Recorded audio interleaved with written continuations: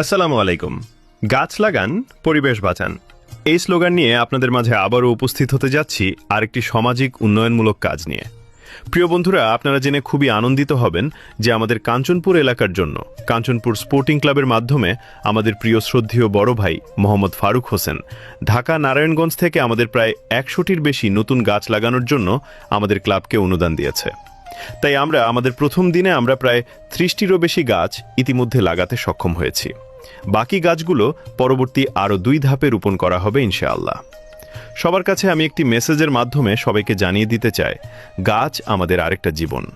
যেমন গাছ আমাদের অক্সিজেন, ছায়া, শীতল হাওয়ার মতো আরও অনেক কিছু দিয়ে থাকে, যা আমরা অনেক সময় চিন্তাও করি না।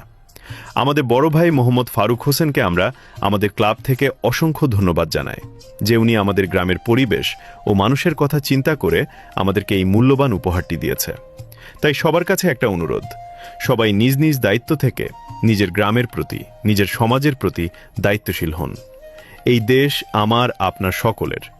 যদি আমরা আমাদের মন মস্তিষ্ককে সুন্দর রাখি, তাহলে সমাজের মানুষকে সুন্দর রাখতে পারবো ইনশাআল্লাহ।